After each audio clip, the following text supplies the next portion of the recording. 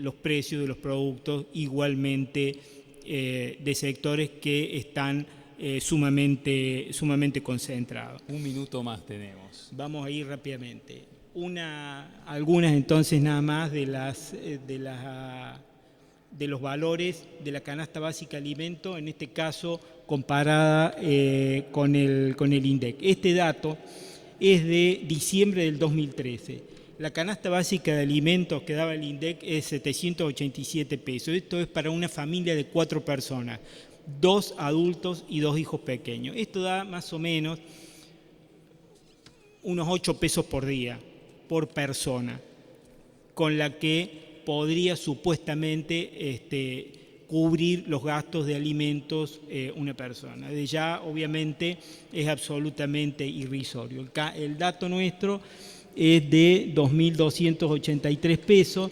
Esa es una canasta precaria, una canasta mínima, porque nosotros relevamos los 50 productos de la canasta básica de alimentos, pero siempre el producto de precio más bajo sin depender de la calidad. O sea que estamos hablando de una canasta absolutamente precaria. No voy a tomar lo de las otras diapositivas, sino que porque hay algunas cosas que ya fueron adelantadas en la encuesta que hizo Graciela, que vemos que en líneas generales es bastante coincidente en muchas cosas, lo cual nos da tranquilidad de la seriedad con la que estamos haciendo las cosas, porque está corroborada en la seriedad que sabemos que es probada del trabajo que lleva adelante Graciela desde su consultora.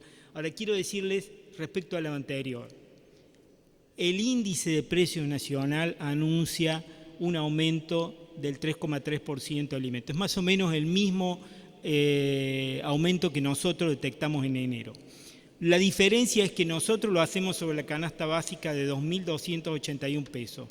Nosotros no sabemos el 3,3% que está anunciando el INDEC sobre qué valor lo hace. Si lo hace sobre los 780 pesos o lo hace sobre un valor mucho más realista que en realidad viene reconociendo a la hora de acordar los precios cuidados en valores que no tienen nada que ver con los 787 pesos. Pero como no publican los precios sobre lo que están haciendo el índice, nadie sabe de qué es lo que estamos hablando. Y una última cuestión.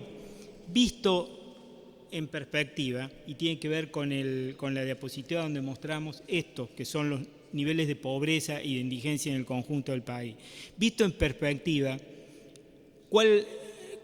podemos sacar una conclusión muy clara de cuál ha sido la intención de la intervención del INDEC que se produjo hace 7 años.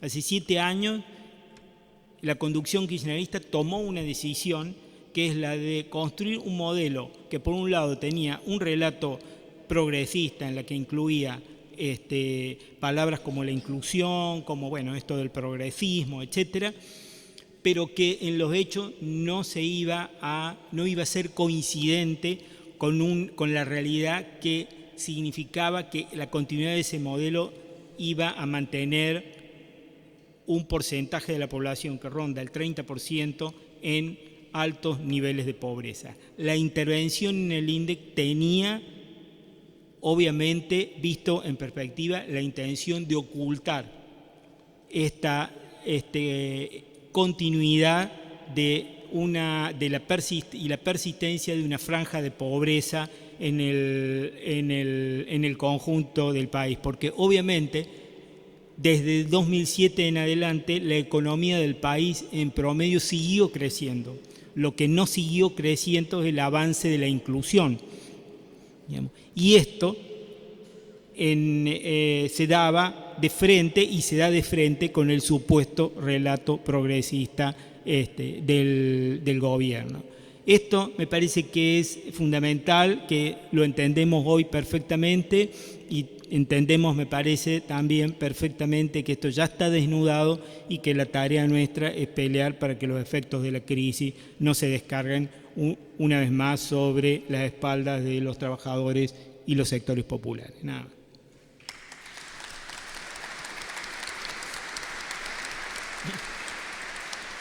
Muchas gracias, Isaac. Les recuerdo que para que puedan acercar preguntas anotadas en un papel para los distintos panelistas, que vamos a abrir a leer esas preguntas al final de todas las exposiciones. Ahora lo vamos a oír a Héctor Polino, representante legal de Consumidores Libres, otra de las asociaciones de consumidores que sufrió la persecución de la Secretaría de Comercio Interior de Moreno y, bueno, exdiputado nacional del socialismo, por supuesto.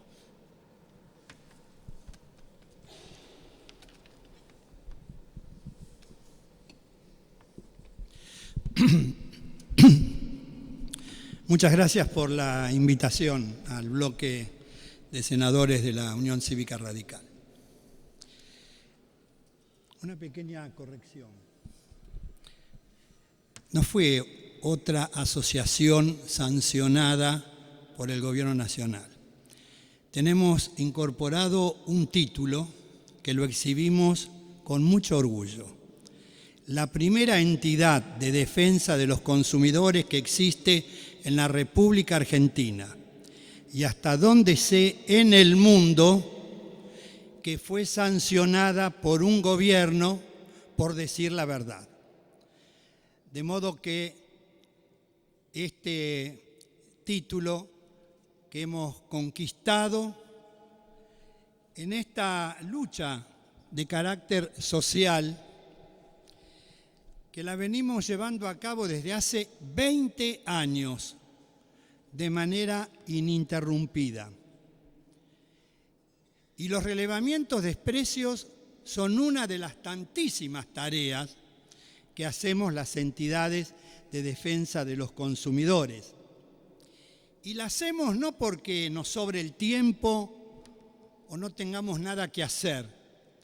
Lo hacemos porque la Ley de Defensa del Consumidor que aprobó este Congreso, la Ley 24.240, en el artículo 56, inciso G, entre otras muchas tareas que les impone a las entidades para permanecer inscriptas en el registro, es hacer estadísticas de precios y dar a conocer sus resultados. El gobierno pretendía que cumpliéramos con la ley, pero que mintiéramos sobre los relevamientos que llevábamos a cabo. Eso no lo hicimos ni lo vamos a hacer.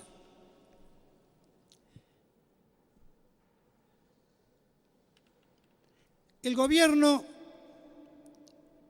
en realidad tomó la peor actitud frente a este fenómeno de la inflación: negarla. Es como un enfermo que niega su enfermedad. Y lo viene negando este proyecto político que tiene 10 años y medio desde hace 7.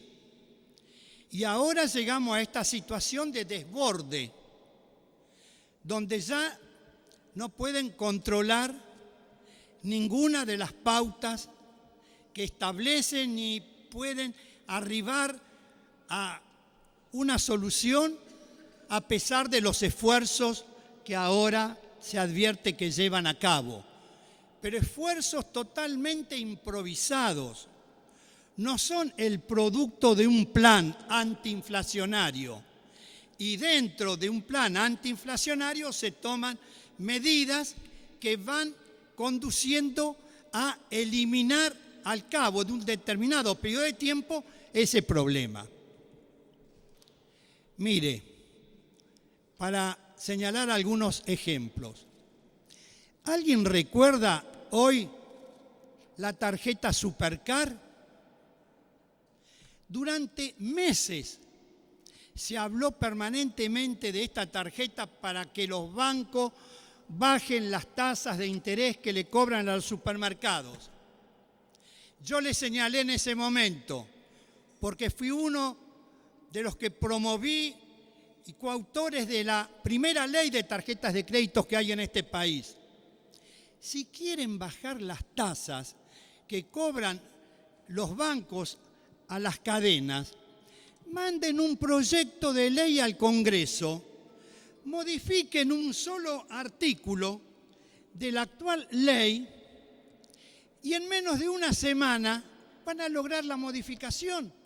Tienen mayoría en ambas cámaras y bloques opositores. ¿Quién se iba a negar a bajar las tasas de interés que hasta el 3% cobran los bancos en las tarjetas de crédito y hasta el 1,5% en las de débito? No. Se constituyó un fondo fiduciario a través del banco hipotecario. Creo que se reunieron 80 millones de pesos. Había que imprimir una tarjeta y distribuirla. Hoy ya nadie habla más de esa tarjeta. Y podríamos hablar de infinidad. Se aprobó después de 20 años de lucha una ley que regula el funcionamiento de las empresas de medicina prepaga. Y resulta que la vienen violando permanentemente, autorizando aumentos retroactivos, violando el decreto reglamentario que firmó la propia Presidenta de la República en 1993, que establece que se pueden cobrar los aumentos recién a partir de los 30 días hábiles de haberle comunicado por escrito a los afiliados a las obras sociales. Y se viola descaradamente la ley. Hace 20 años que venimos luchando por una ley que regule el funcionamiento de las empresas de telefonía celular, que se declare servicio público a la actividad. Los sectores más pobres de la Argentina pagan las tarifas más caras. Estamos en el último minuto, ¿eh? Ya.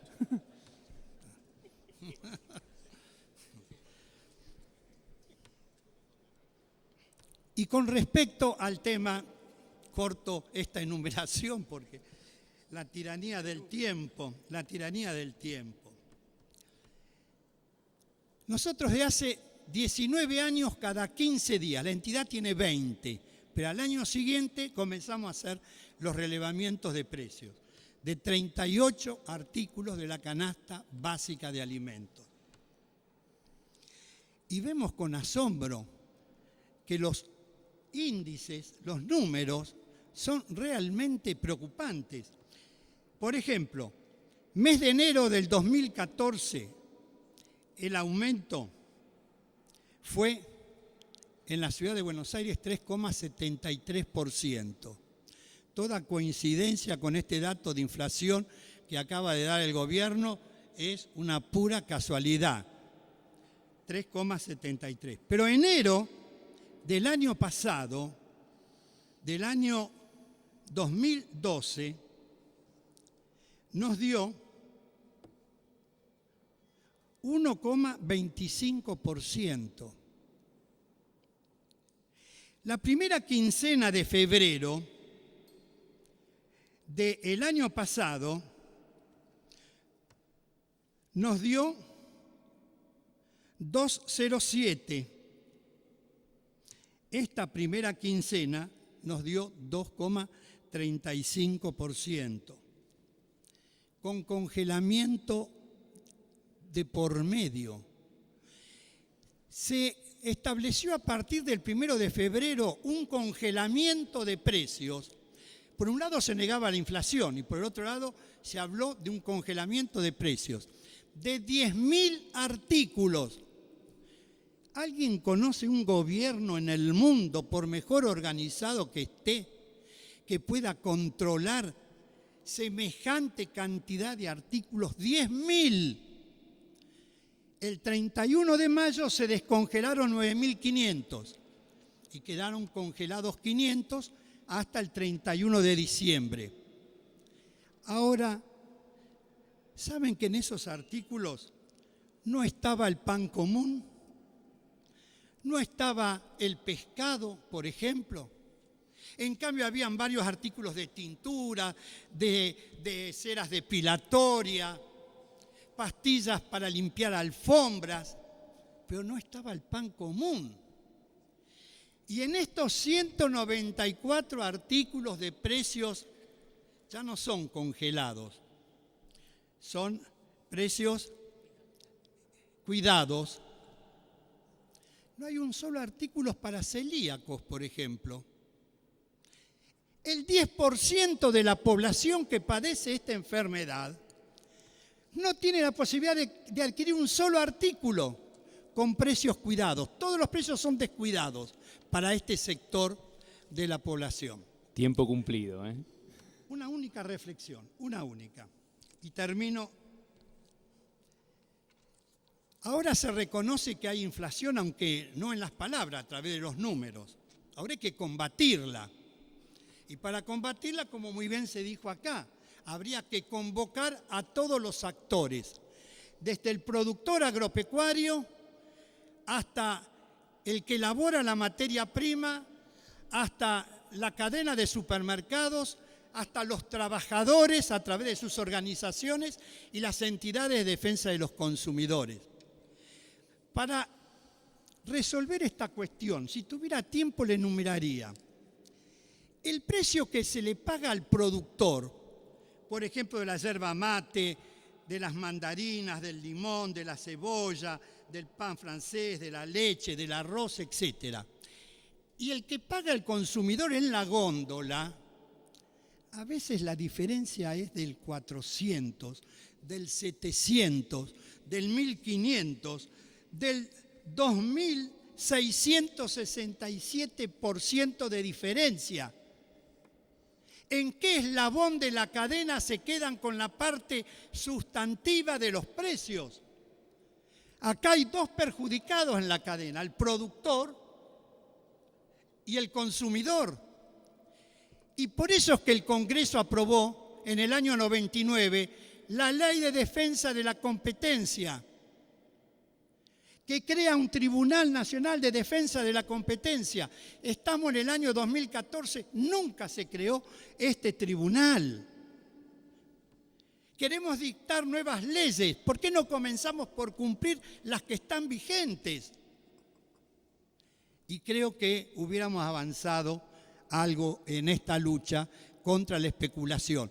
Porque, y termino, la inflación tiene causas económicas, pero produce efectos sociales devastadores, sobre todo en los sectores sociales de menos ingresos. A los sectores sociales de altos ingresos le afecta muy poco, le afecta a la mayoría de la población.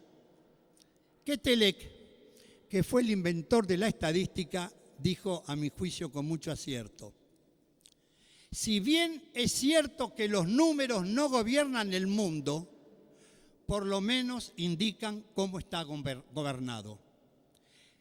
Necesitamos un INDEC que dé los números, no solo de inflación, sino los números exactos de pobreza, de indigencia y de desocupación, para saber cómo estamos gobernados y para saber qué medida hay que tomar para poder modificar el actual estado de cosas. Muchas gracias.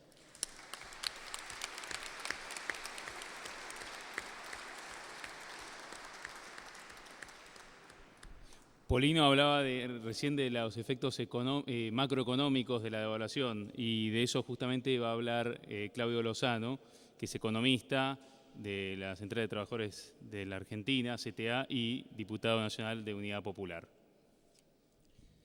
Bueno, primero agradecer al bloque de la Unión Cívica Radical. Segundo, pedirle disculpas acá a los amigos del panel porque voy a meter temas que no tienen que ver con los temas que este panel tenía. Y disculpas a los compañeros que iban a estar en el otro, pero hubo una desinteligencia administrativa. Inicialmente esto iba a ser 15:30, que fue cuando yo acepté participar. Luego hubo modificaciones y quedé medio desfasado. Me tengo que retirar antes, por eso estoy al final de este. 7 minutos son muy pocos para decir todo lo que hay que decir, que seguramente nada alcanzaría porque es demasiado. Sí podría decir que hay una frase y hay un comportamiento que define de alguna manera la coyuntura que estamos transitando. Una frase que seguramente quedará en los anales de la historia como tantas otras, ¿no? Tenemos varias. El tema de que el que puso dólares iba a llevar dólares.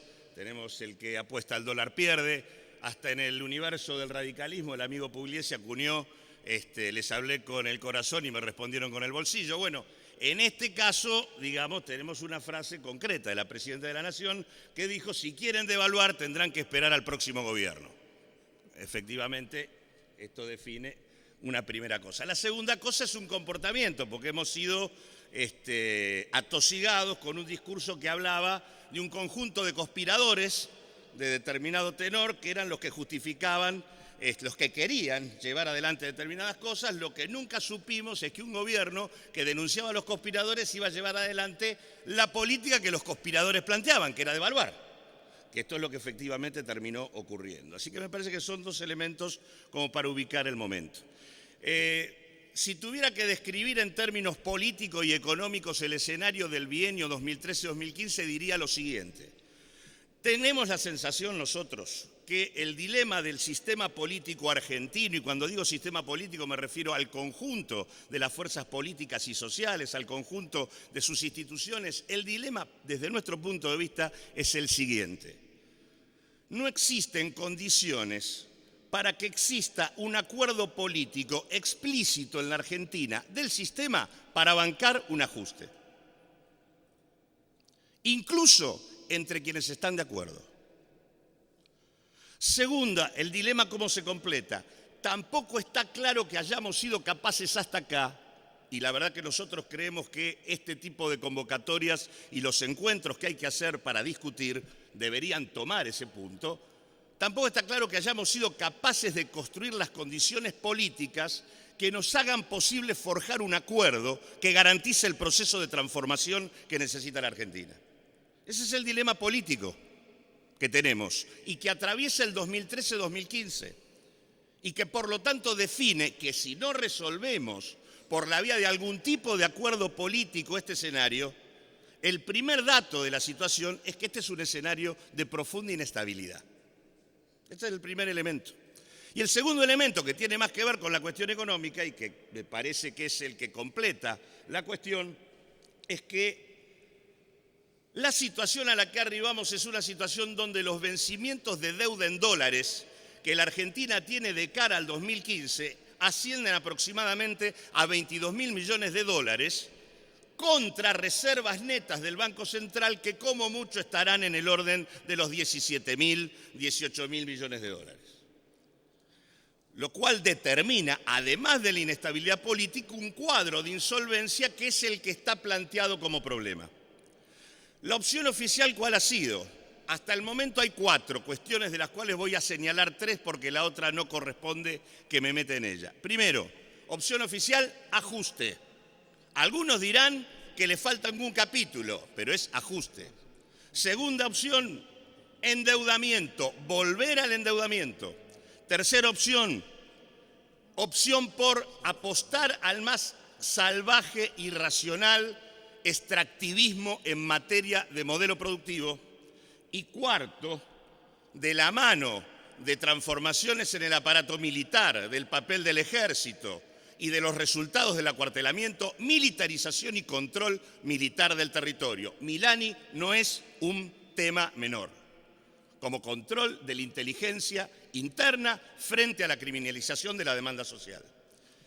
Cuando digo ajuste me refiero a devaluación, 23% en un mes, 60% en un año. Me refiero a haber dicho que voy a hacer un acuerdo de precios 2 meses antes de hacerlo, generalizando una autorización explícita de que todos suban los precios, para después decir, bueno, retrotraelo, qué sé yo, pero digo, la verdad es que claramente el sacudón vino antes. Tercer cuestión, suba significativa de la tasa de interés, contracción monetaria, afectando por lo tanto el nivel de actividad. Y cuarto capítulo, que es en el que estamos, que es contener la demanda social pautando un aumento jubilatorio inexistente de apenas 9 pesos por día que se esfuma al momento que se cobra y que determina que en septiembre, antes del próximo aumento, el haber jubilatorio va a estar 14 puntos por debajo en valores reales que en marzo del 2013. Y salarios, intentando moderar la demanda salarial frente a la escalada inflacionaria. Concretamente, ¿qué está por detrás de esto? Acá hay un objetivo explícito de tratar de contener en parte la evolución de los precios con caída en el nivel de actividad económica y sobre la base de reducir el costo laboral en dólares. Este es el objetivo donde se juega buena parte de la estrategia oficial. Por lo tanto, digamos, la recesión no es, en todo caso, un accidente, es un objetivo en el dispositivo de política económica adoptado. Junto con esto cierra sobre la base de, digamos, buscar mecanismos de endeudamiento o de ingreso de inversiones extranjeras a como dé lugar.